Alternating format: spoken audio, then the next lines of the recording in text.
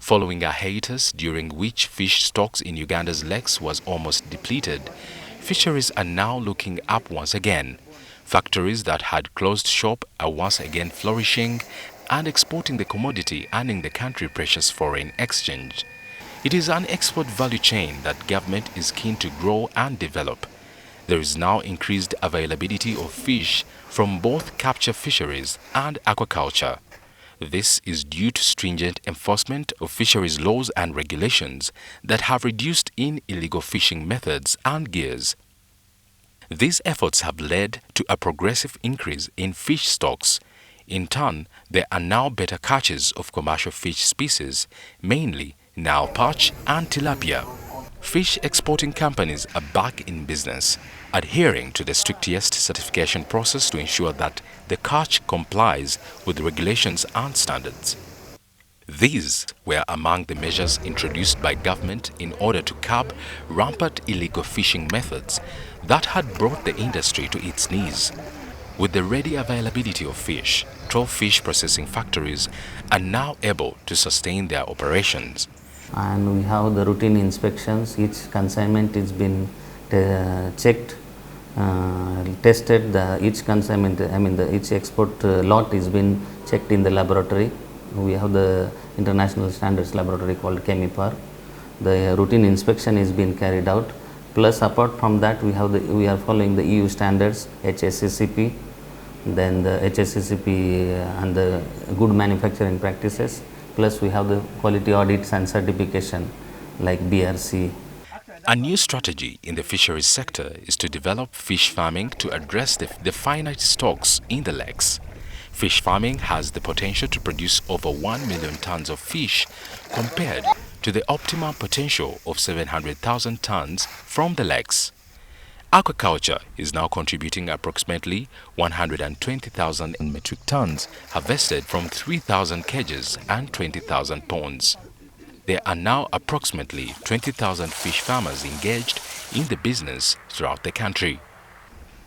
Government has also invested a lot in fisheries, research and breeding programs in order to provide farmers with the right seed. The research is also focused on the kind of fish species that farmers can stock profitability in their ponds and cages. As a result, there are ongoing programs aimed at breeding better fingerlings. It is also focused on availing quality certified fish feeds to the farmers.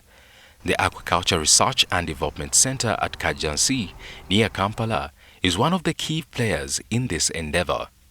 The main business of the center is research in increasing fish production outside natural water bodies. The center's main mandate is to carry out research in aquaculture, but with a purpose of increasing fish production. This emanates from the fact that our natural water bodies are quickly losing fish stock because of the intensity at which fish is harvested. You will agree with me that these days fish is scarce and also fish is getting shorter. So this center provides opportunity to grow fish in non-conventional environments, in ponds, in tanks, and in cages. So at the center, we do research under different research platforms, one of which is genetic seed improvement and seed multiplication that looks at providing for seed which is availed to farmers that are willing to carry out fish farming. We also do research in fish feed development and management. A number of private players are engaged along the fish value chain, either producing fish feeds, inbreeding programs, and fish farming. On the regulatory and legislative front, the Fisheries and Aquaculture Bill 2020 hopes to transform the sector into a more commercially oriented and productive industry. Many investors are now venturing into fish farming for export on a large scale. For example, In the last 1 year, Victoria Treasures in Garuga in Wakiso District has just opened a new fish processing plant. The company is unique in that it processes farmed fish, unlike the typical fish export companies in the country that rely on fish caught in the country's lakes. As such, it has extensive fish cages from which the raw material for the processing plant is sourced. We are going to process the farmed fish as an extension of the fish culture, then we process it so that we can add value and have a bigger market for it. Of course, it is the beginning of the project, but the prospects are much because of the fluctuations of the fish catches in Lake Victoria and the wild catch. So if we get fish from the fish farming, I think that will be an added advantage to the diminishing stocks of the wild catch. Victoria Treasures plans to encourage outgrowers who will supply it with the required amounts of raw material to the approved specifications. This is in line with the MAAIF policy of encouraging and supporting aquaculture through research, demo farmers, and supply of fingerlings and extension staff. It makes more sense, business sense, to say we are going to farm our fish, process it, add value to it, so that we can get bigger market. And of course, farmed fish, when it comes to quality, it is better because you pick it from the cages when it is still alive. Altogether, fish farming has a production potential of 1 million metric tons annually, with the lakes capable of producing 700,000 metric tons annually. From what was previously regarded as waste, fish meal is now a highly prized export commodity. 740 tons were exported in financial year 2019-2020, fetching a substantial $76 million to the country. Uganda could become a major fish exporter and also able to satisfy the local nutritional needs.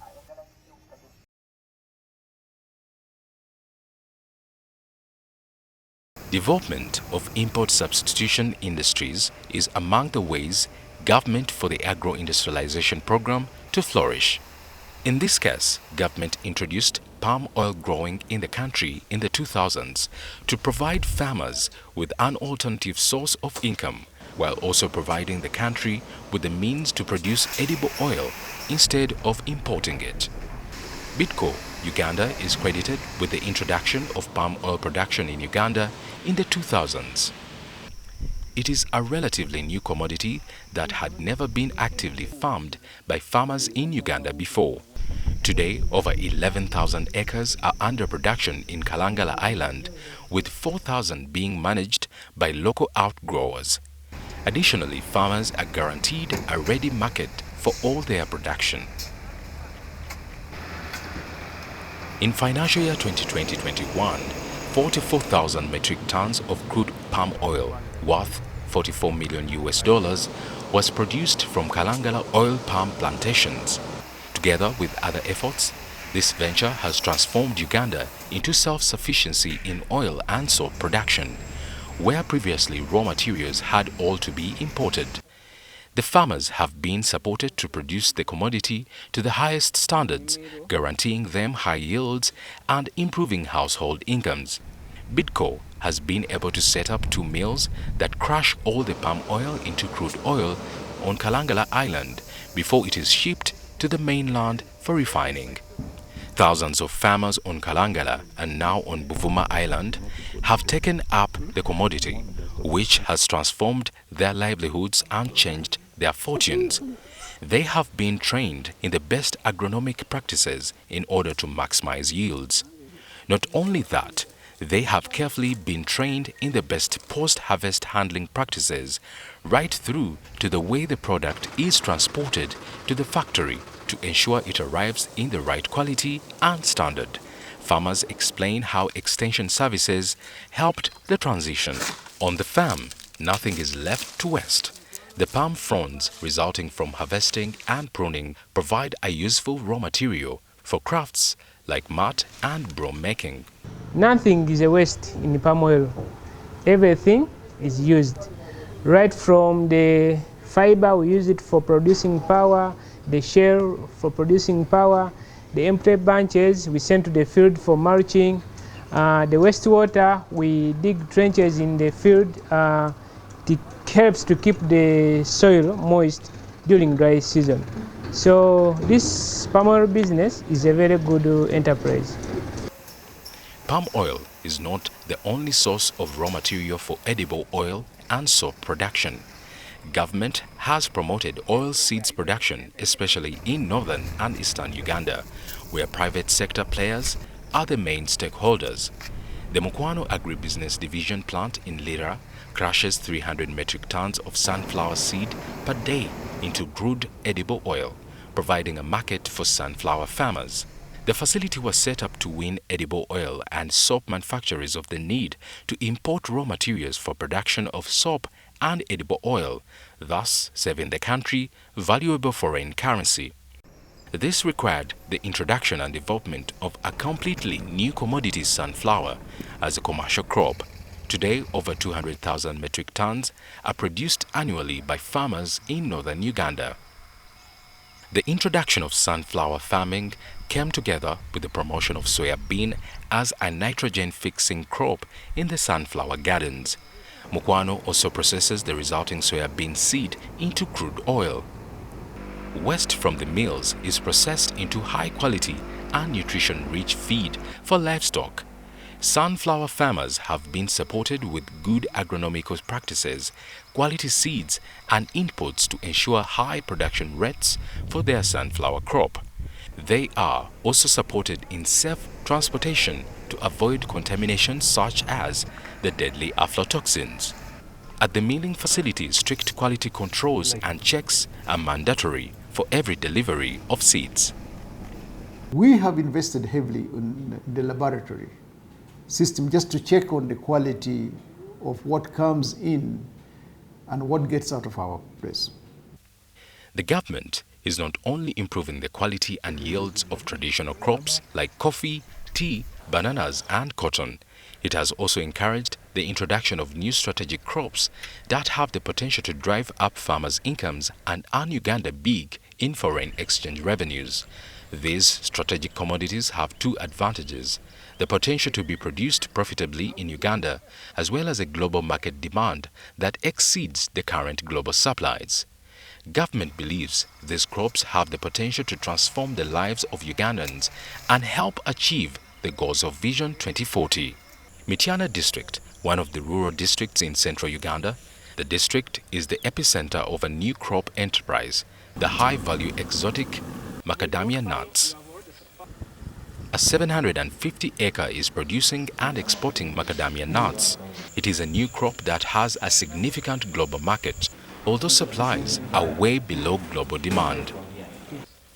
Macadamia nuts are one of the new strategic agriculture commodities that government is promoting in order to diversify and grow the sources of income for the population. AMAF not only grows macadamia nuts, it exports them in processed form. Macadamia has a great potential for export given that the global demand for this commodity far outstrips the world supplies. Currently, the producers are grappling with developing a brand name that will signal macadamia nuts produced and exported from Uganda. AMAF Farm was established in 2004 with the backing of the government and now has 1,000 active outgrowers on top of its 750-acre production. The plan is to recruit 25,000 farmers in the next 5 years. This arrangement is under a partnership with the Ministry of Agriculture to develop and spread the crop among farmers. Under this arrangement, AMAF Farm is to supply seedlings and train farmers how to grow the crop and manage it.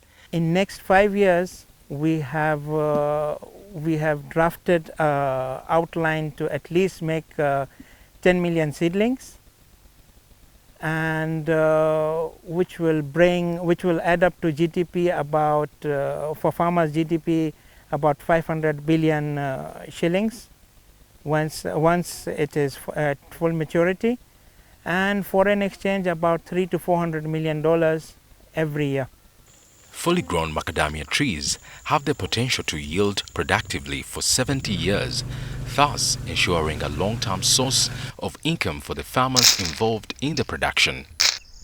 Hass avocado is another strategic commodity that is gradually being introduced in Uganda and to the farmers in the country. Already some farmers in Mayuge district have gradually taken to the new commodity, with training and encouragement from efforts to promote it. We've done a lot of sensitization at the moment. So many people are coming on board. We are doing free teachings about Hass avocado. People come here over the weekend and then we take them around our farm. We teach them and then when they get seedlings, we work with them. We teach them how to plant it because at the end of the day, we are exporters as Musubi farm and then we shall buy from them and then we shall do the export. The main center of Hass production in Uganda is Musubi farm in eastern Uganda. It is a sprawling 2,500-acre farm that focuses on producing for export, mainly to the European market. Hass avocado is one of the strategic commodities that the government is promoting and which are showing a great potential to provide farmers with alternative sources of income. The world's few suppliers like Uganda, which has just come on board, cannot yet satisfy the market going by current levels of production. In 2019, the global production was 6 million metric tons against a global demand of 23 million metric tons. The ambition of government, working with private sector players like Musubi Farm, is to see production grow up to 80,000 acres in the next 5 years. But this would only place Uganda second behind the leading producer, Mexico. I assure Ugandans that market for avocado will be very, very difficult to exhaust. The president of the World Avocado Society, in his speech last year in Berlin, communicated that the problem with avocado for the next 50 years will not be on the consumption end, but rather the production end. So far, 1,100 acres have been planted and exports already taking place. Hass avocado exports are demanding in terms of the high standards required in the export markets. As a result, only about 55% of the production is fit for export. But this means the rest have to be channeled into another value chain instead of being left to waste completely. An avocado oil extraction plant has been set up in Najembe in Mukono district. While Hass has a shelf life of 6 weeks from harvest, the local varieties of avocado on the market have a very limited shelf life of a few days. The oil extraction plant now provides an outlet for local avocado farmers. It is a new value chain for the excess local variety avocado production that was previously going to waste due to lack of sufficient market. Musubi Farm has gone further. It has set up a nursery with a capacity to produce 1 million seedlings per season and is actively encouraging local communities to diversify into this new crop. Besides the traditional sugarcane farming, the goal is to expand the production of seedlings to between 3 to 4 million annually. But for Uganda to be recognized as a reliable player in the global avocado market, a lot still has to be done. Government has to be the guarantor of the stringent standards and quality demanded by the export market. It has to minimize involvement of brokers who can compromise quality and standards due to the high global demand which outstrips supplies. The only way we can protect our interests in this industry is government coming in strong on the quality assurance side, regulate the inputs, look at this quality of the seedlings, because ever since we started publicizing and marketing this kind of industry, so many players have come in claiming to have genuine Hass avocado seedlings, but it is very difficult to assure somebody of how genuine your seedlings are when you don't even have a mother garden. The mother garden helps in tracing the source of planting materials. It also helps the traceability of the fruit, which is key in the export markets. Regulations of proper harvesting times shall also be needed to ensure ready fruits and elimination of low-grade fruits for export. All this information has to be translated down to the farm so that they appreciate the significance of the new commodity. Food processing goes beyond producing for export markets or import substitution. Other players are using available raw materials like surplus bananas to introduce new consumer foods and drinks on the market. Kazire Health Products Limited in Mbarara uses local produced bananas. The farm produces banana juice, which is used to blend a variety of health drinks on the local Ugandan market. Agro-processing industries like these are being encouraged and licensed by government to set up.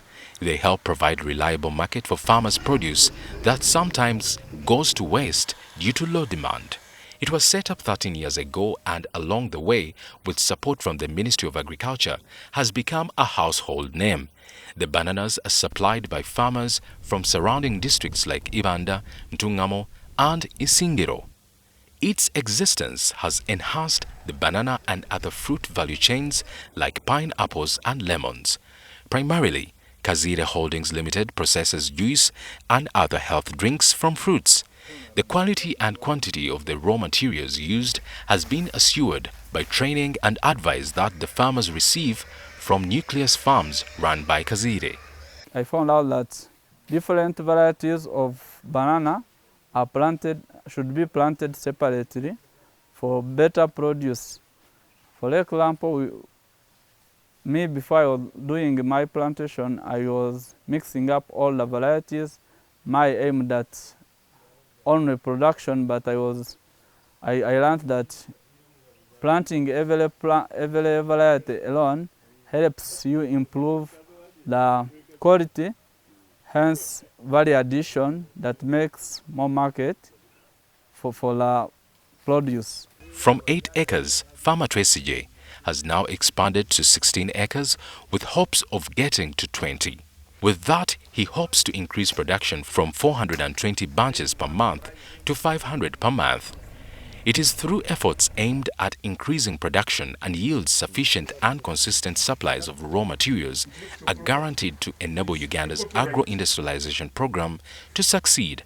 We later realized that there was a need to put a link between the community and industry for sustainable development. Kazire Health Products uses most of its raw materials which are agro-based. Actually, more than 80% of our inputs are agro-based. The current production at Kazire Health Products Limited stands at 80 tons of bananas per day, out of which 50 tons of juice is produced. The 30 tons in waste are further processed into feed for cows. Bananas have other potential byproducts, among them fabric and hair extensions out of the banana fiber waste. All these combined, coupled with the active engagement and support of the private sector involvement, have led to a significant leap in the production of key commodities that provide raw materials to our industrial growth and development. The emphasis of the development of value chains have helped to provide a variety of income-generating options for the population. Introduction of new markets and development of existing ones have served to provide and guarantee farmers reliable outlets for their commodities. Indeed, a combination of all these factors have served to grow and expand the agriculture sector by far, and to also assure the emerging agro-processing and manufacturing sector a reliable and consistent source of raw materials. With just 1 year into implementation, there is progress in the rollout of the agro-industrialization program.